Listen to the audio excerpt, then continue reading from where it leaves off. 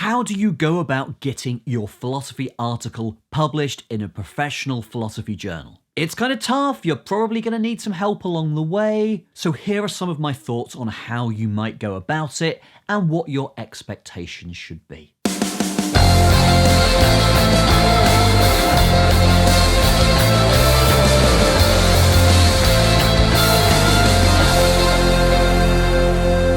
Hello, welcome back to Attic Philosophy. On this channel we are talking about metaphysics, mind, language, logic, social issues. This is part 3 of my series on writing and publishing a philosophy article. In part 1 we looked at why you might want to write an article in the first place and the types of article you can write.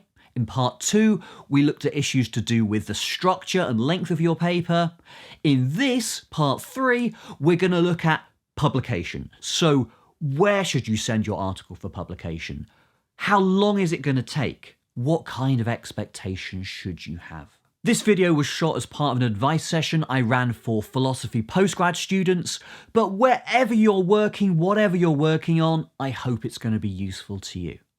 So now I wanted to talk a little bit about how we go from thinking about putting the paper together in the first place to publication. And again, I think the first question here you've got to ask yourself is, why do you want your paper published? Sounds like a stupid question, but it's worth thinking it through. Okay, what is the main thing you want to get out of a publication? Is it to have a publication? Which sounds like a silly motivation, but I think it actually motivates a lot of people. It certainly did for me, right? Like I'd spent years and years working on a PhD and it was like, I really want a publication out of this. It would just feel good to have a publication. Or is your motivation, I want my CV to look good. I want a job after this. Given the way I frame that, I'm kind of setting that up as bad motivation, good motivation. It's not as clear cut as that. You know, any motivation could be good or bad in the circumstances, but I really think you need to suppress that need to kind of have something published to feel good about yourself versus have something published because it's going to help you to get a job next stage of your career. Different things will apply for those different motivations. In particular, to make your CV look good, more isn't always better. Okay, a whole bunch of publications isn't always better than one really good one. Here's why. You're not always judged on your best publication. Maybe you should be, but you're not. Sometimes you're judged on your worst publication, or the average. If you have a CV that has a whole bunch of publications and they're in kind of middling places, that speaks at least to some people, maybe job search committees, as somebody who that's kind of where they're going to be working throughout the rest of their career, kind of middling level. If you have one really good publication and a bunch of middling ones, people might say, okay, well, you know, maybe they're working at that higher level, maybe they got lucky, most of their publications are at a lower level. If, on the other hand, you've got one really good publication and that's it, people tend to assume that that is the level you're working at. Now, maybe that seems irrational, but just take it from me, that is the way hiring committees seem to work. Whether it's ethically right, whether it is rational, kind of doesn't matter from your point of view. If you want a job, you have to impress job committees. That is the way they seem to work. They seem to prefer candidates with one really good publication as opposed to loads of what they would consider okay level publications. Given that that's so, you're better off putting your time into trying to write 1 or 2 really good papers that are going to be submitted to high quality venues rather than throwing out, you know, loads of ideas out there. So how do you find a venue for publication? I guess it's a 3-way balance, okay? First of all, you're thinking, well, it's a filter, then a balance. So the filter is, given the topic you're writing on, which journals take that? Is it a topic that would be of interest to a general purpose philosophy journal? If you're writing on something in mainstream philosophy, usually the answer is yes.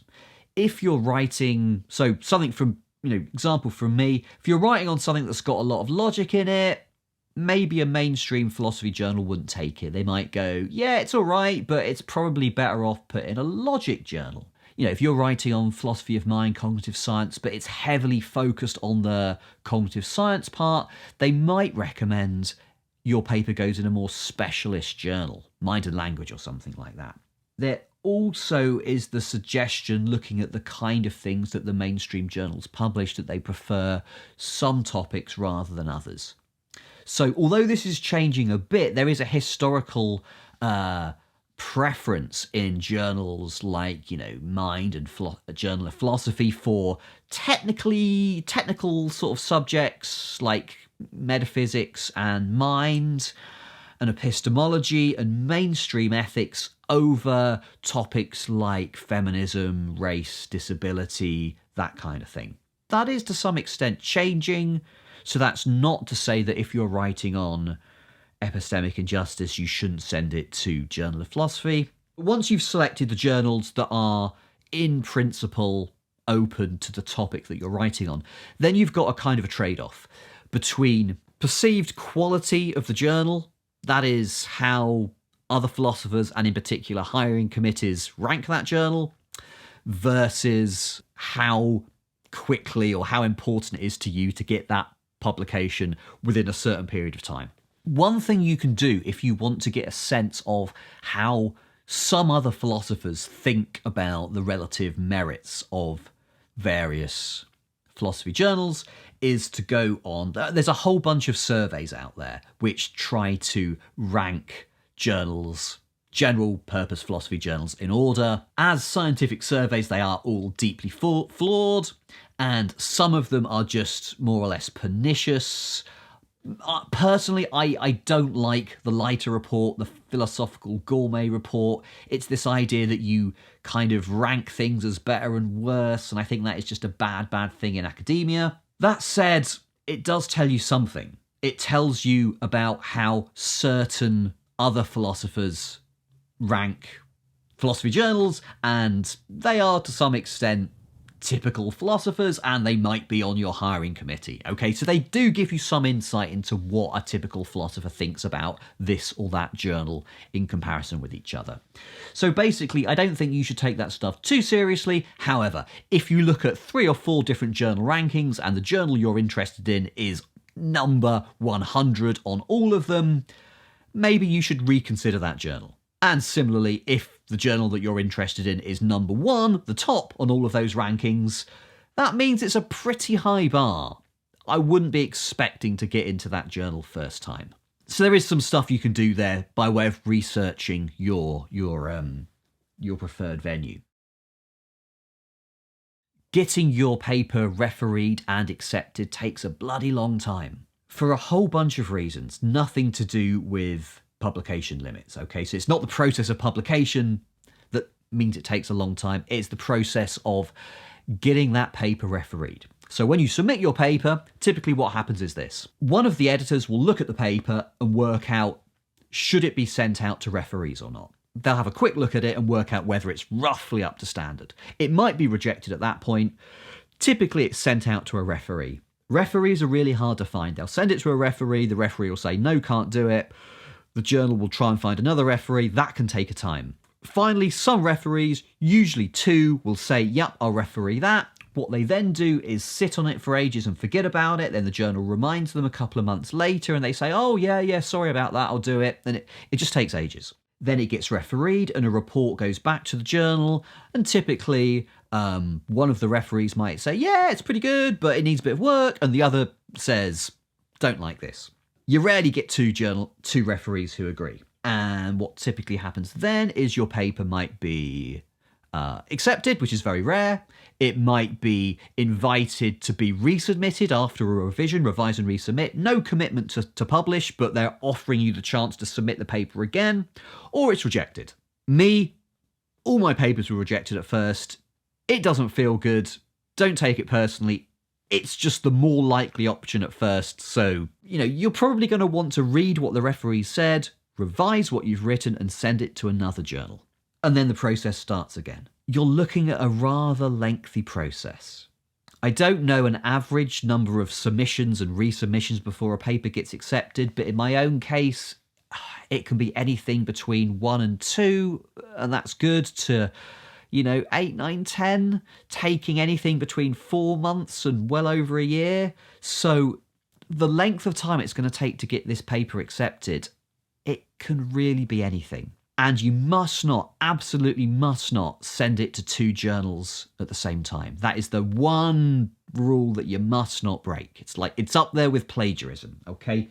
You can only send it to 1 journal at a time. You have to wait for them to get back to you, even if they're taking way too long about it. If your aim is to get a publication by the end of your PhD, so it can go on your PhD, so you can get a job at the end, or a postdoc, or funding, or whatever, this is where it gets tricky. Because if it takes 6 months to review the paper and it's got to go round several places, that's easily 2 years, and yet you might not have that long. So you've got to consider your publication venue carefully. You can, if you do a bit of Googling, you can find out average review times for various journals. Is it 3 months on average, or 6 months, or 9 months on average?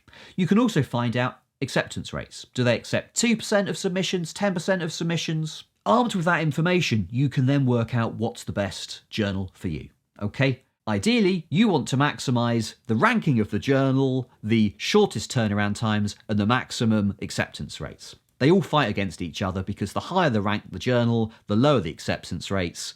But you can get a sweet spot. You can get a journal that's pretty well thought of, that accepts a reasonable amount of papers and will referee quickly. I mean, for instance, Synthase, it's a reasonable journal. It's around the top 10. They accept lots and lots of papers because they publish mostly online, and they turn around papers pretty quick. Maybe an even better option is that really short reply paper that we talked about before in Analysis. Analysis typically turn around papers super quickly. Another journal just like Analysis is Thought. They require referees to do a certain number of papers a year, so you can't say no, and they ask you to do it within 6 weeks. So you might get your response within 2 months. So if you've got an idea for a really short paper, a short reply, or a really nice idea that you can write out in 3,000 words, I would encourage everyone to work on that draft, get it as tight, as concise, as punchy as possible, and get it out to Analysis, because you might get a response pretty quickly. You can have a strategy of working on a bunch of papers at once. You might be working on a long paper in which you set out your big idea in your PhD, and you can also work on that short paper which kind of, in a really punchy way, criticises this other person's approach to whatever it is you're working on. You can work on both of those.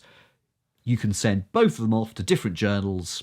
That kind of increases your chances of having at least one paper on your CV at the time when you're looking for a job. You might think the more of these that you work on, you're also going to increase your chances, right? So what if you had 4 papers out there at any one time? Wouldn't that just increase your chances of getting one of them accepted in time, so it's going to be better? Yeah, but the trouble with that strategy is you can be at risk of dividing your effort between these different projects. It's hard to get a paper published in a good journal. It's going to take all of your attention for quite a considerable period of time to make that paper the absolute best, most concise, most, the clearest you can make it. It's fine to have various projects on the go, but you don't want to be focusing on more than one at a time. So a good strategy, given how long it takes for papers to be refereed, is you put all of your effort into paper number 1, you send it off. You research where to send it and you send it. Once it's gone, you think, right, I'm not going to hear about that for at least a few months, and then you work fully on another paper. Okay, once that's done, off it goes, and then maybe you've heard back from the first one. Those papers don't have to get in the way of you writing your dissertation. If you focus on papers, they can end up as dissertation chapters. It's in some ways better to work on publishable papers, which then become journal chapters, which then become dissertation chapters. Because if you've got a publication, the dissertation's looking good. We've gone over what a journal paper is about, different kinds of journal papers, structure, length, publication venues, timelines. There's probably loads of other stuff that I've missed out on. I think as a general rule of thumb, once you're working on that paper, the one that really matters to you, and you want this paper to go to the best journal it possibly can, make sure your supervisor reads it and comments a couple of times, and your friends read it and give their feedback, and that you workshop the paper and you present it a few times. Don't just write it, think, yep, that's good, send it off. Take it through as many revisions and as many forums as possible to get as much feedback as you can. That process gets easier the more papers you write, but at first it's really hard to know when it's done, okay? So it's almost like you just need to keep going, and then at some point, other people, your supervisor, will say, okay, that paper's done, it's good enough to go, send it off. And just trust them on that. Okay, that is the end of part 3, and that brings us to the end of this series of videos on writing and publishing a philosophy article. I hope it's been useful to you. I wish you the best of luck. If you've got questions on this, why not get in touch with me? Leave me a comment below. I'd love to hear from you. If you found this stuff interesting, consider subscribing to the channel. I'd really appreciate it. I hope to see you back for more Attic Philosophy.